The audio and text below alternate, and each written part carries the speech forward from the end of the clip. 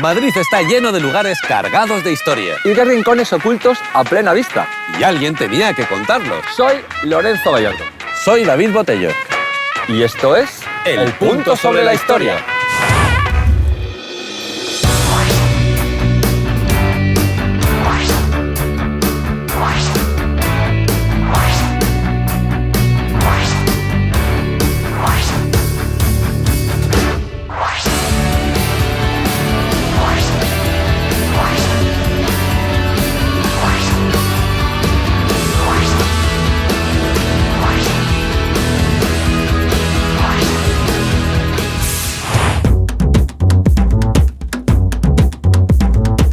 Hoy vamos a pedalear de museo en museo entre Colón y Atocha. 5 de los mejores museos del mundo. Imaginaos la cantidad de historias y batallitas que guardan en sus paredes. 5 museos llenos de tesoros que nos sirven para profundizar en la historia. 5 museos en media horita. ¿Hay quien de más?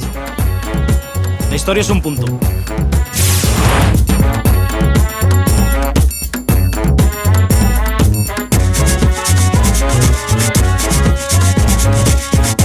Estas dos esfinges tan recostadas y tan enculipatos nos dan la bienvenida al Museo Arqueológico Nacional. Haciéndoles compañía están las esculturas de Velázquez y Berruguete. Dicen que antes de morir hay que hacer 3 cosas: escribir un libro, plantar un árbol y tener un hijo. Nosotros añadimos venir al Museo Arqueológico. Aquí hay 15.000 piezas expuestas que nos cuentan todo lo que somos desde la prehistoria hasta la Edad Moderna. Cruzando esta puerta se puede viajar en el tiempo y en el espacio. Oriente Medio, Egipto, Grecia, Elche. ¡Vámonos!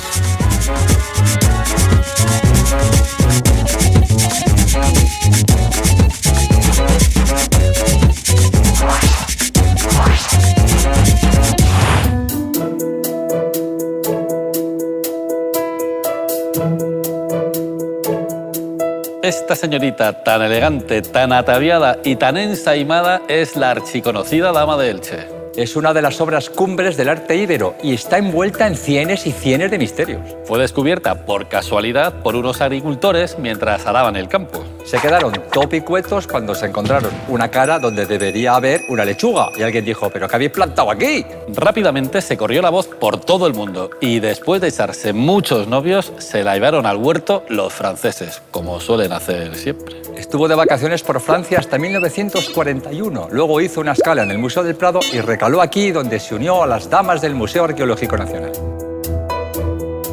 Miles de visitantes vienen cada año a hacerse fotos con ella y se quedan todo locos. Uno de estos visitantes fue el brazo derecho de Hitler, Heinrich Himmler, al que por supuesto le dio un carpe diem con esta bella dama. La prensa del momento destacó que la miró a los ojos y se quedó absurdo con su increíble expresión acertada de occidentalismo. Bueno, lo dijo en alemán y en nazi, que es como más rotundo. Lo que nadie se atrevió a decirle es que aquella dama que vio no era la original, sino una réplica. Himmler vino de visita a Madrid en 1940 y ya os hemos dicho que la dama original en esa fecha estaba en Francia, que hay que estar más atento, que esto entra para el examen. Se dice que la réplica era obra de un alumno de Benlliure, Ignacio Pinazo Martínez, que era el único que tenía permiso para reproducirla. Había que tener mucho cuidadito con esto de las falsificaciones. Por ejemplo, la dama del Cerro de los Santos destapó un caso de falsificaciones que fue un escándalo. El Cerro de los Santos fue escenario de uno de los mayores hallazgos arqueológicos del país. Aparecieron cientos de piezas de un valor incalculable. Juan Amat era un relojero de Yecla, que además de ser muy puntual como todos los relojeros, era un tío bastante morrudo. El relojero de Yecla, que parece un buen título para una novela, vio negocio en el asunto y se puso a excavar ahí a cascoporro. Se hizo con casi todas las piezas y cuando se acabaron, el tipo pensó que a lo mejor era buena idea seguir falsificándolas para poder seguir con el negocio. Pasaba las noches enteras esculpiendo falsas damas. Para darles más valor, llegó a incluir símbolos misteriosos en las originales. Algunas de estas piezas falsificadas se las vendió al museo e incluso muchas llegaron a estar expuestas. Cuando se descubrió el pastel, lamentablemente la sombra de la duda cayó sobre el resto de hallazgos. El relojero de Yecla quedó en ridículo y no pudo soportar la presión mediática. Acabó ingresado en un psiquiátrico. El pobrecito mío se quedó tan nino que las caras de las damas que había falsificado le acosaron hasta el final de sus días. La historia es un punto.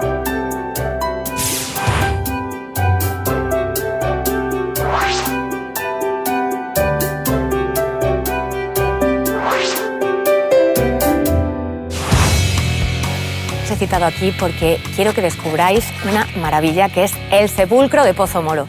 Lo que vamos a ver es un monumento funerario de origen ibero que está datado en el siglo VI a.C. O sea, el monumento ibérico más antiguo y mejor conservado. Una joyita que no os podéis perder. El caso es que el descubrimiento se produjo de pura casualidad. En este caso, lo que pasó fue que estaban preparando la tierra para labrarla en una finca en una localidad en Albacete, que se llama Chinchilla de Montaragón. Y de repente se encontraron con algo que no les cuadraba mucho. Y resulta que el dueño de la finca era arqueólogo aficionado. Entonces avisó a las autoridades, se puso en contacto con el Museo Arqueológico Nacional y dio tantas facilidades que se hizo una pedazo de excavación cuyo resultado es este pedazo de sepulcro. Sabemos que durante la excavación se encontró la torre completamente derruida, hubo que reconstruirla y gracias a los estudios que se hicieron, pues ahora sabemos que medía 10 metros. Caray. Y la forma de torre es también un elemento mágico, está simbolizando el árbol de la vida. Vamos, que lo que están buscando es acercar la tierra y el cielo. De estas características, con forma de torre, solo se conservan 30 en la península ibérica. Se empezó a construir justo en el mismo lugar en el que fue incinerado el difunto al que iba dedicado el sepulcro. El difunto era un hombre con mucho poderío y además murió con unos 50 años, que ya vivió el señor para la época.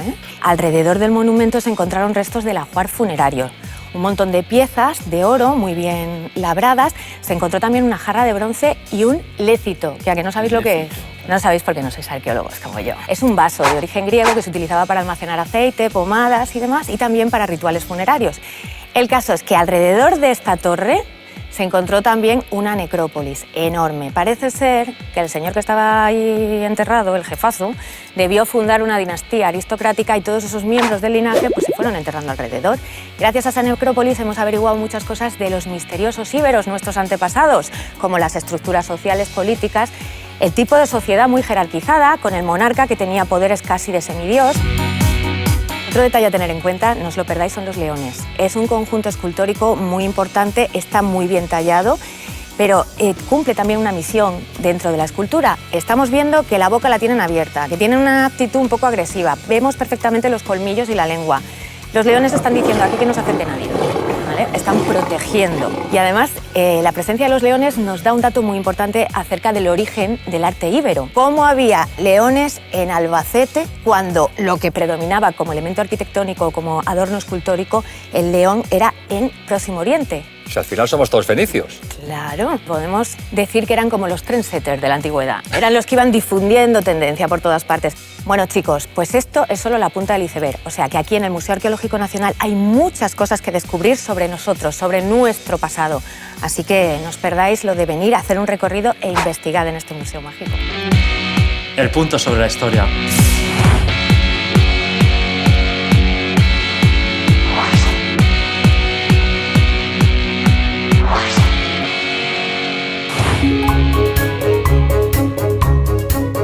Estas dos personas tan sentadas y tan a la romana son el emperador Tiberio y su madre Livia Drusila. La historia de la familia nos demuestra que los culebrones venezolanos se inventaron en Roma mucho antes de Cristo. Livia nació en el 59 a.C. en una familia de rancio, pero rancio abolengo. La casaron con un primo suyo y tuvo dos hijos, Tiberio y Druso. Cuando a Julio César le dieron matarile, en el Imperio Romano se montó la Marimorenarum. El marido de Livia luchaba contra Octavio, que se estaba postulando para emperador. Un buen día, Octavio se encontró con Livia por la calle, le dio un carpe diem y acabó cayendo rendidito a sus pies. Y no es para menos, decían de ella que era la más perfecta de todas las mujeres romanas por cuna, virtud y belleza. Por aquel entonces, Livia estaba embarazada. Octavio se divorció de su mujer y Livia hizo lo propio con su marido. Y el marido aceptó de buena gana los cuernos e incluso llegó a ir a la boda. Poco después de la boda, Octavio fue efectivamente coronado emperador del Imperio Romano. El pueblo de Roma consideraba a Livia la mujer ideal y Octavio la consejera perfecta. Y claro, a lo tonto, Livia empezó a mover sus hilos. Le dio por colocar a dedazo a sus amigos, a sus colegas, a sus cuñados. Bueno, menos mal que estas cosas hemos dejado ya de hacerlas. Pero la ilusión de su vida era ver a su hijo Tiberio, que es este, convertido en emperador. Octavio no opinaba igual y como no tenía hijos con Livia, propuso a su sobrino como heredero.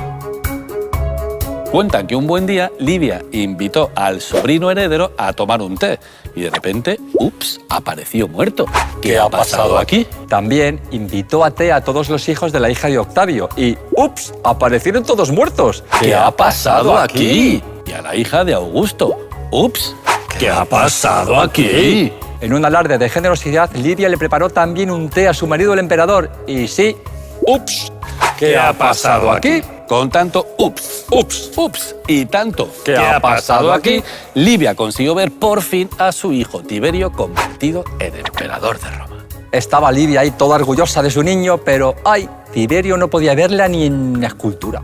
Ni en mosaico. Cuando murió Livia, su hijo Tiberio ni siquiera fue al entierro y además prohibió cualquier acto en su honor. Cría cuervos y te sacarán los ojos. Ups. Livia es un punto.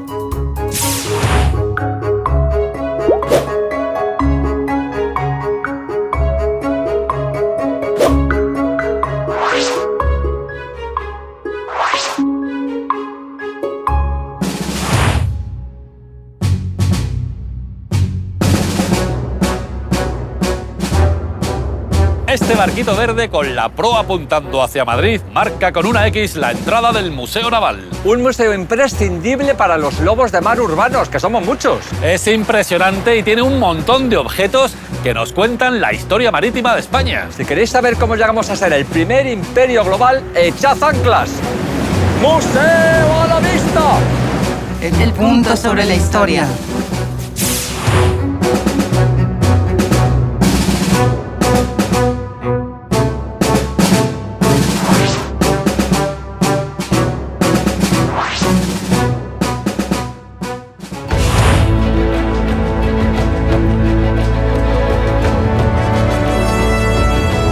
Este señor con el gorrito de Papá Noel tan rojo y tan gracioso es Juan de la Cosa. Fue un cartógrafo de los buenos, tanto que fue el que hizo este pedazo de mapa. Este mapa mundi es el primero que se conserva en el que aparece claramente el Nuevo Mundo. En el mapa aparecen hasta los 3 Reyes Magos. También hay una virgen que dicen se parece a la católica Isabel. Y un San Cristóbal que dicen que tiene la cara de Cristóbal Colón. Bueno, Juan de la Cosa era coleguita de Colón. Tan coleguita que un buen día le prestó la gallega. Que no es lo que parece, que la gallega era el nombre de un barco que se llamaba así. Cosa y Colón juntos cambiaron el nombre por el de Santa María.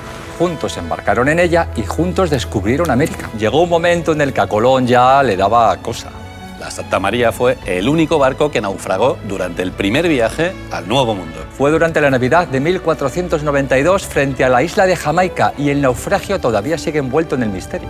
Dicen que la tripulación celebró la Nochebuena por todo lo alto. Dicen que el grumete que se quedó a cargo del barco no tenía mucha experiencia. Dicen que se le fue un poquito la mano con el alcohol. La ración diaria de vino por marinero era de 3 cuartos de litro, pero como estaban celebrando la Navidad, ¡alegría! Dicen que el chavalín no pudo hacer nada para evitar que el barco golpeara tontamente contra una roca. Total, la Santa María de Juan de la Cosa se hundió y con sus restos levantaron el fuerte de Santa María, el primer asentamiento europeo en el Nuevo Mundo. A la vuelta, los reyes católicos compensaron a Juan de la Cosa por haber perdido un barco. Al grumete no sabemos si le compensaron de alguna manera o no. Un día así de 1499, la católica Isabel se levantó con el pie cruzado. Se acabó ya esto de que Cristóbal Colón se esté llevando todo el mérito de lo de América. Y abrió el chiringuito americano al resto de los marineros. A Juan de la Cosa se le permitió viajar al Nuevo Mundo ya sin Colón y viajó más que él. Resultado final: Colón 4, Juan de la Cosa 7, un 2 de la quiniela. Estos viajes sin Colón le vinieron muy bien para cogerle gustito a esto de hacer mapas. Es que tiene que ser muy difícil dibujar bien un istmo, un glaciar, unos reyes magos. La historia es un punto.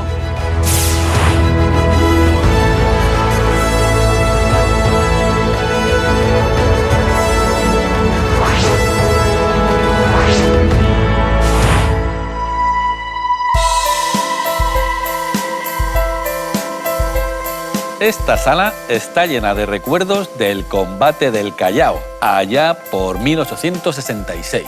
Fue durante la Guerra del Pacífico contra Chile y Perú. La fragata blindada Numancia era el buque insignia. El capitán al mando era don Casto Méndez Núñez, que luchaba por defender los intereses de España, pero sobre todo la honra. Mi nación prefiere honra sin barcos que barcos sin honra. No nos digáis que la frasaza no es para hacerse una camiseta. Junto a la Numancia de Méndez Núñez luchaba la fragata Almansa, que no era tan poderosa, pero tampoco se quedaba corta. La Almansa participó en la batalla del Callao, donde las tropas peruanas estaban muy bien provistas de munición y cañones. El fuego cruzado estaba allí en su momento álgido, cuando de repente en la Almansa, ¡zas!, cayó una granada. El fuego se acercaba peligrosamente a la Santa Bárbara, que es donde se guarda la pólvora en cada barco. Si el fuego llegaba a los explosivos, que Santa Bárbara les pille confesados. Lo habitual en estos casos es inundar la zona. Perderían la munición, pero al menos no se convertiría aquello en una falla de Valencia. Victoriano Sánchez Barcaiztegui, el comandante de la Almansa, uno de estos militares recios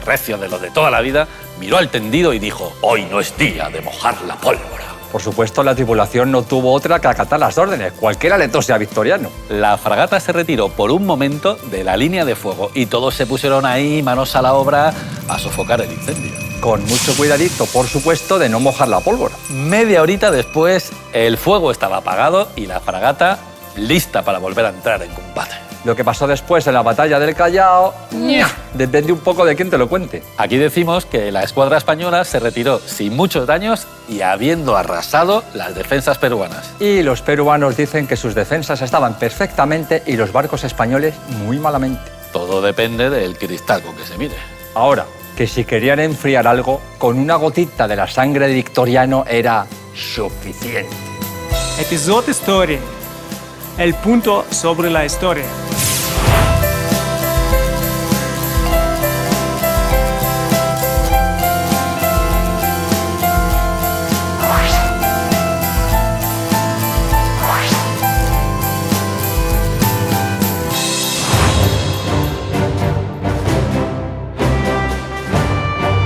Pues estamos aquí ahora en la sala dedicada a la batalla naval de Trafalgar.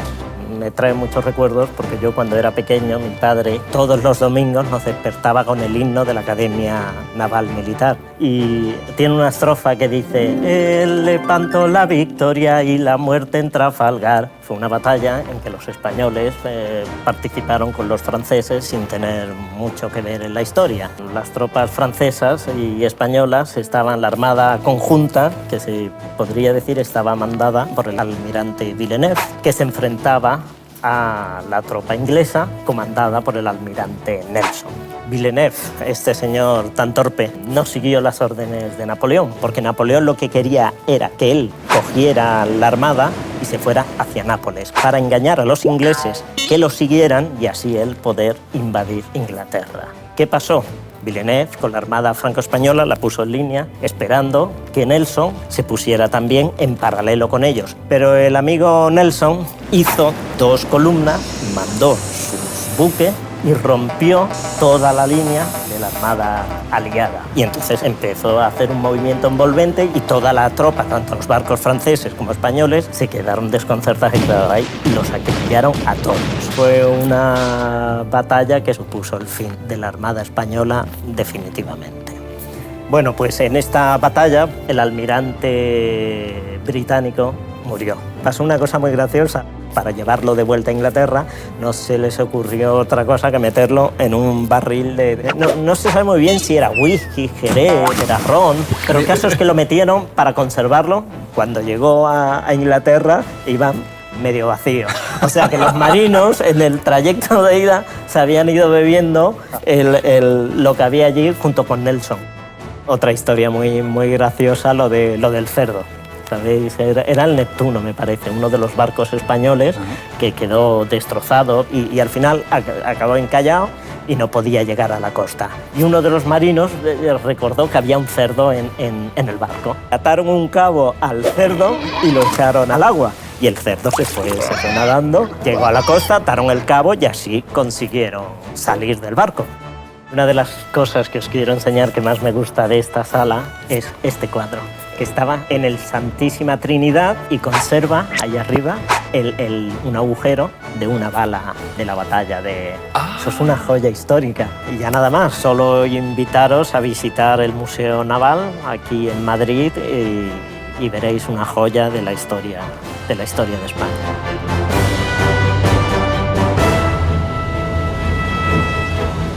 Los museos en Madrid son punto!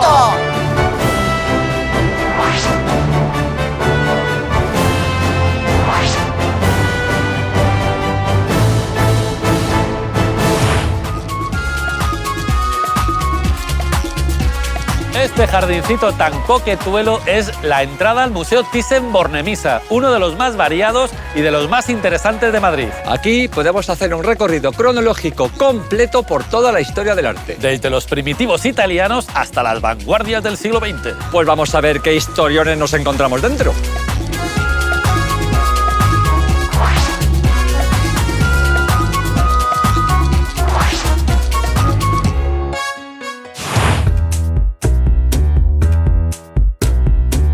Os he citado aquí en el Thyssen y os quería además hablar de un autor muy especial, Canaletto. Pero su verdadero nombre era Giovanni Antonio Canal y era hijo de otro pintor, también barroco, italiano, que era Bernardo Canal. Y por eso él pues, se hacía llamar Canaletto. Situémonos.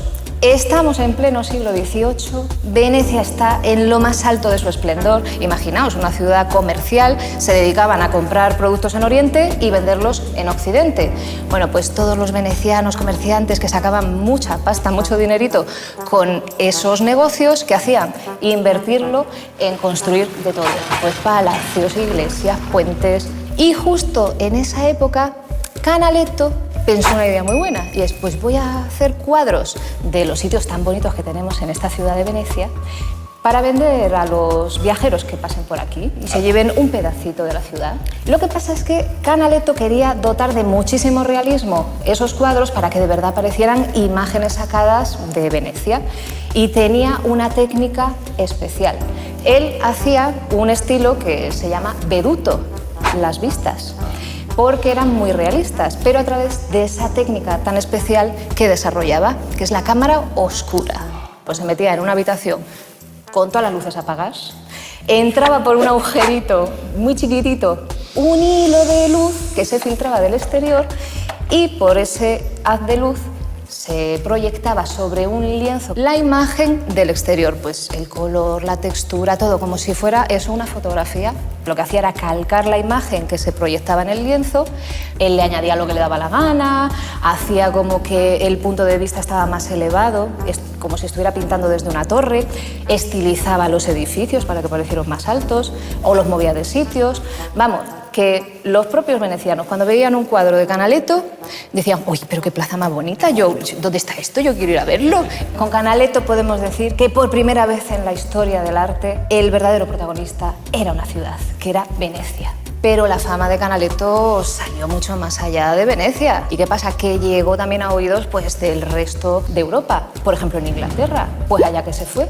Canaletto allí en Inglaterra se dedicó a pintar para los nobles, como por ejemplo este cuadro de la fachada sur del castillo de Warwick. Pero ¿qué pasa? Que como ese empezó a pintar otros y más y venga para allá. Y ya los pintaba que lo hizo de forma ya mecánica hasta tal punto que los nobles allí en Inglaterra dijeron, pero bueno, este señor que ha venido de Venecia es un impostor. Y él dijo, pero ¿cómo que no soy yo? Vamos a reunir a mucha gente y voy a pintar en público. O sea, hizo un reality de pintura. Bueno, y en esta sala de Canaletto, por ejemplo, tenemos pues la Plaza de San Marcos, varias vistas del Gran Canal, la fachada sur del castillo de Warwick que comentábamos.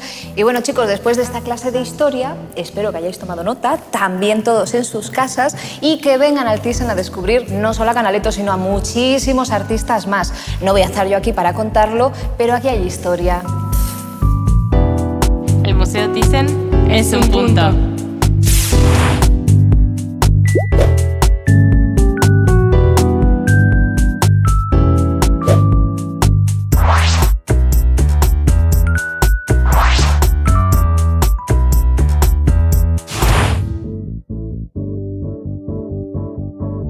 En esta sala tan colorida de la colección Carmen Thyssen están los únicos cuadros de Paul Gauguin que hay en Madrid.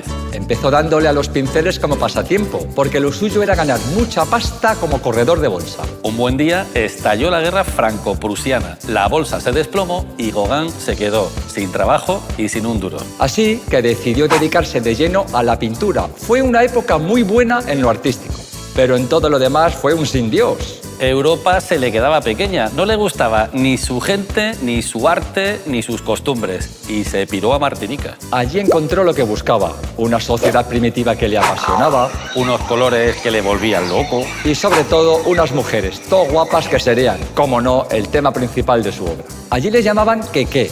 Dicen que allí tiene tantos descendientes que en esa isla son dos primos. Mientras Gauguin estaba en Martinica, Van Gogh le invitó a pasar unos días con él en Arles.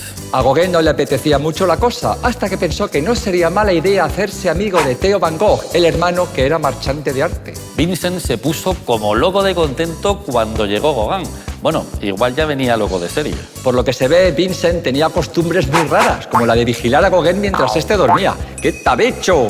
Al principio la cosa fue sobre ruedas, pero enseguida la cosa se puso chunga.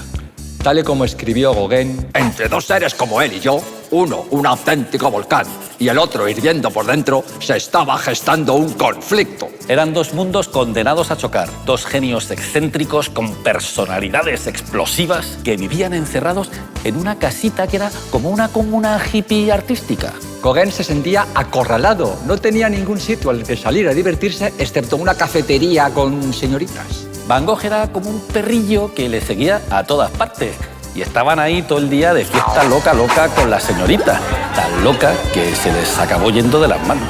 Y aquí llega el gran momento que todos conocemos. Eso sí, con un montón de versiones diferentes. Se sabe que un buen día Gauguin se cabreó de repente y amenazó con marcharse a París. Unos dicen que Van Gogh se volvió tan loco que cogió la navaja y se cortó la oreja así, a lo bestia. Otros dicen que no fue la oreja completa, sino solo el lobulillo, como si la cantidad de oreja importara. Hay quien dice que se cortó la oreja cuando se quedó solo. Otros dicen que lo hizo delante de Gauguin para que no se marchara.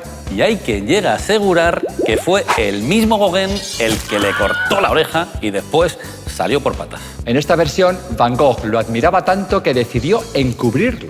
Sin oreja o sin media oreja, cuando se dio cuenta de que su amigo y admirado Gauguin se había marchado, se volvió definitivamente loco. Cuando Gauguin se enteró, fue a buscar a Theo y metieron a Vincent en el hospital. Los dos artistas nunca más volvieron a verse. Van Gogh nunca volvió a ser el mismo. Gauguin siguió viajando por la Polinesia, mejorando su pintura mientras su salud empeoraba. Aunque Van Gogh le sacaba de quicio, sabemos que nunca se olvidó de su amistad y plantó por su casa en Haití docenas de girasoles en su recuerdo. El punto sobre la historia.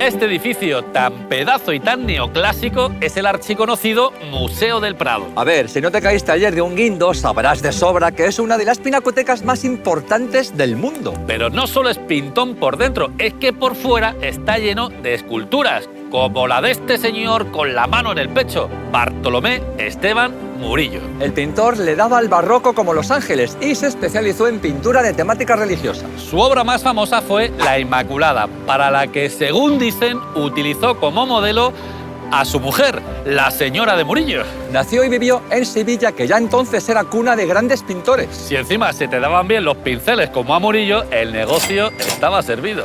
Los clérigos de todo el mundo estaban como locos por colgar un Murillo en sus paredes, así que hay cuadros suyos por todas partes. Lo de ser de Sevilla une mucho y aunque no está comprobado, dicen que Velázquez llamó a sus dos amigotes sevillanos, a Murillo y a Alonso Cano, y se los trajo para Madrid. Menudo trío calavera. Daría dinero por ver a estos tres poniéndose morados a bocatas calamares aquí en Madrid. El Prado es un punto.